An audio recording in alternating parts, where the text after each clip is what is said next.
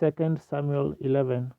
And it came to pass, after the year was expired, at the time when kings go forth to battle, that David sent Joab and his servants with him, and all Israel, and they destroyed the children of Ammon, and besieged Rabbah.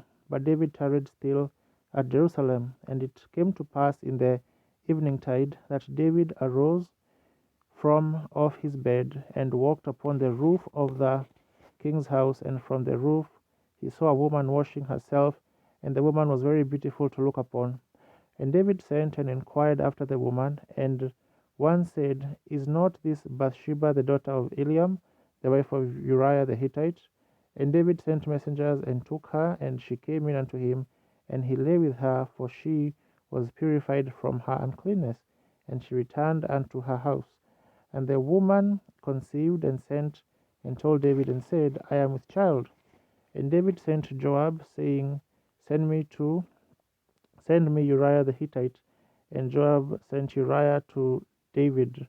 And when Uriah was come unto him, David demanded of him how Joab did, and how the people did, and how the war prospered.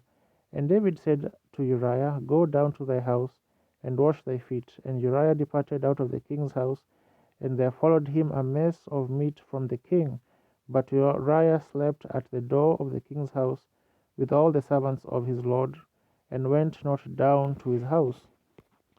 And when they had told David, saying, Uriah went not down unto his house, David said unto Uriah, Camest thou not from thy journey? Why then didst thou not go down unto thy house? And Uriah said unto David, The ark and Israel and Judah abide in tents, and my lord Joab and the servants of my lord are encamped in the open fields. Shall I then go into mine house to eat and to drink, and to lie with my wife? As thou livest, and as thy soul liveth, I will not do this thing. And David sent to Uriah, Tarry here today also, and tomorrow I will let thee depart. So Uriah abode in Jerusalem that day, and the morrow, when David had called him, he did eat and drink before him, and he made him drunk. And at even he went out to lay on his bed with the servants of his lord, but went not down to his house. And it came to pass in the morning that David wrote a letter to Joab, and sent it by the hand of Uriah. And he wrote in the letter, saying, Set ye Uriah in the forefront of the hottest battle, and retire ye from him, that he may be smitten and die.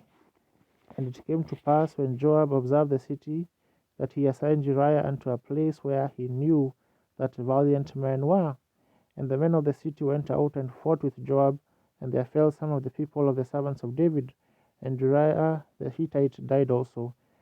Then Joab sent and told David all the things concerning the war, and charged the messengers, saying, When thou hast made an end of telling the matters of war unto the king, and if so be that the king's wrath arise, and he say unto thee, Wherefore approachest ye so nigh unto the city when ye did fight? Knew ye not that they would shoot from the wall? Who smote Abimelech the son of Jerubbesheth? Did not a woman cast a piece of a millstone upon him from the wall, that he died in Thebes? Why went ye nigh the wall? Then say thou, Thy servant Uriah the Hittite is dead also.